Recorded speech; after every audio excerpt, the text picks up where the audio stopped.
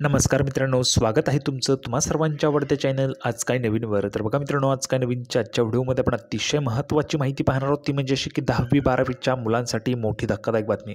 पाहू शकता बघा, 10वी-12वीच्या सर्व मुलांसाठी मोठी धक्कादायक बातमी आपण आजच्या व्हिडिओमध्ये पाहणार आहोत. त्यामुळे सर्वच्या सर्व विद्यार्थ्यांनी हा व्हिडिओ शेवटपर्यंत पहा.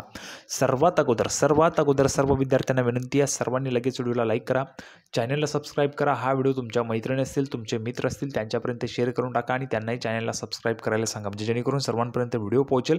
त्यासोबतच 10वी-12वीचे संपूर्ण मार्गदर्शन तुम्हाला केलं जातं आहे, संपूर्ण गायडन्स तुम्हाला केलं जातं आहे. त्यासोबतच याच्यानंतर MST CET असेल किंवा मग तुमचा रिझल्ट लागेपर्यंतचं संपूर्ण गायडन्स आपला चॅनल तुम्हाला करत असतो, याची मी तुम्हाला खात्री देतो आहे.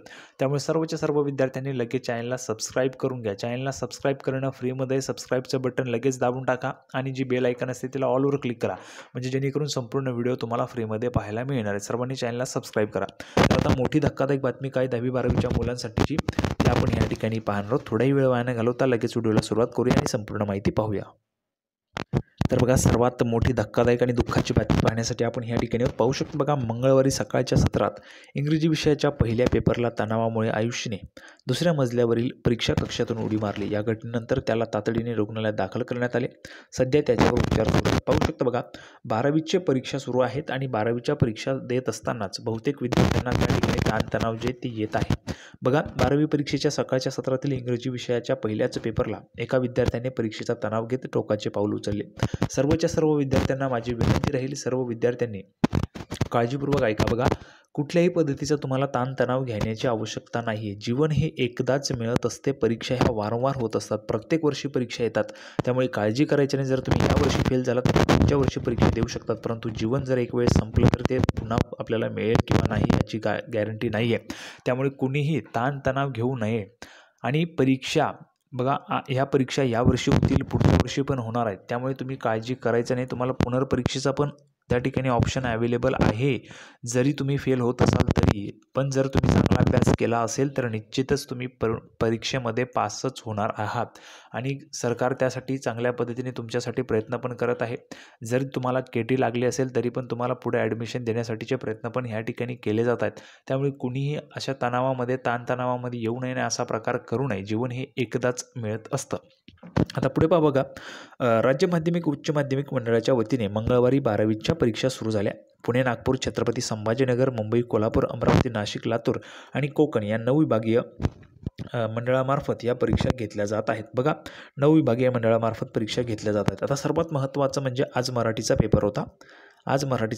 ठीक आहे. आता मराठीचा पेपर सोडवल्यानंतर किती विद्यार्थ्यांनी किती मार्कांचा पेपर आज सोडवलेला आहे. बघा, आज जर आपण पाहिलं तर 80 गुणांचा पेपर होता. 80 गुणांसाठी मराठीचा पेपर होता. यापैकी तुम्ही कितीचा पेपर सोडवलेला आहे? तुम्ही 75चा सोडवला असेल तर 75 लिहून पाठवा, 60चा सोडवला असेल तर 60 लिहून पाठवा कमेंट बॉक्समध्ये. आणि जर 65चा सोडवला असेल तर 65, 50चा सोडवला असेल तर 50चा कमेंट बॉक्समध्ये सर्वांनी लिहून पाठवायचं आहे. त्यासोबतच किती विद्यार्थी यावेळेस 12वीची परीक्षा देत आहेत त्यांनी 12वी लिहून पाठवा. आणि महत्त्वाचं म्हणजे किती विद्यार्थी 10वीची परीक्षा देत आहेत त्यांनी पण लिहून पाठवा. कारण बघा, 10वीच्या विद्यार्थ्यांसाठी वेगळं मार्गदर्शन आपण लवकरच सुरू करणार आहोत आणि 12वीच्या विद्यार्थ्यांसाठी सर मार्गदर्शन आपल्या चॅनलवर सुरूच आहे. त्यामुळे सर्वांनी कमेंट बॉक्समध्ये लिहून पाठवायचं आहे. पुढे बघा, दरम्यान यंदा राज्यातील 10,550 कनिष्ठ महाविद्यालयांमधून विद्यार्थ्यांची नोंदणी जी ती झाली असून 3,373 मुख्य केंद्रांवर परीक्षा आयोजित केलेली आहे. विद्यार्थ्यांना निर्धारित वेळेनंतर 10 मिनिटे अतिरिक्त वेळ देण्यात आलेली आहे. परीक्षेच्या पहिल्याच दिवशी विद्यार्थ्यांमध्ये तणावाचे वातावरण दिसून आले. बघा, मी तुम्हाला तणाव येऊ नये म्हणूनच मी तुमच्यासाठी अगोदरच प्रश्नपत्रिका दिली होती. इंग्रजीची प्रश्नपत्रिका अशा पद्धतीची असते, मी तुम्हाला सांगितलं होतं. आता भरपूर विद्यार्थ्यांना गैरसमज झाला की हीच प्रश्नपत्रिका येईल. बघा, मी काही बोर्डात नाही आहे किंवा बोर्डाचे अधिकार नाही, तो अधिकार नाही आहे त्या ठिकाणी कुठल्याही पद्धतीने प्रश्नपत्रिका दाखवण्याचा. ज्या काही प्रश्नपत्रिका तुम्हाला दिलेल्या असतील, म्हणजेच अगोदरच्या, मी तुम्हाला प्रिव्हियस म्हणजेच मागच्या वर्षाची जी प्रश्नपत्रिका आहे ती तुम्हाला दाखवली होती. कशा पद्धतीने प्रश्नपत्रिका असते, म्हणजेच तुम्ही त्या ठिकाणी परीक्षा द्यायला जाल त्यावेळेस तुम्ही घाबरून जायला नको म्हणून तुम्हाला मी ती प्रश्नपत्रिका दाखवली होती. भरपूर विद्यार्थ्यांचा गैरसमज झाला होता, परंतु असो समजून घ्यायला हवं. मी तुम्हाला त्या व्हिडिओत पण सांगितलं होतं की ही प्रश्नपत्रिका 2024चीच आहे. या प्रश्नपत्रिकेच्या सारखीच तुमची प्रश्नपत्रिका असेल. यावेळेस तुमचे जे काही प्रश्न आहेत ते चेंज होतील. तुमचा जो काही पॅसेज आहे, पॅराग्राफ आहे तो चेंज होईल, ते पण मी तुम्हाला सांगितलेलं होतं. आता पुढे पहा. बघा, आपण या ठिकाणी तणावाचे वातावरण दिसून आले. वेळेत पोहोचण्यासाठी पालकांची धडपड, शेवटच्या क्षणी अभ्यासाची घाई आणि परीक्षेच्या निकालाबाबतची धाकधूक अशा विविध भावना विद्यार्थ्यांच्या चेहऱ्यावर झळकत होत्या. ठीक आहे. तर बघा आता निकाल कधी लागेल त्याची पण अपडेट तुम्हाला आपल्या चॅनलवर मिळणारच आहे. त्यामुळे काळजी करायची नाही. सर्वांनी व्हिडिओ लाईक करा, चॅनलला सबस्क्राईब करा. अशाच पद्धतीचे नवीन अपडेट घेऊन पुढच्या व्हिडिओमध्ये पुन्हा एकदा भेटूया. तोपर्यंत धन्यवाद.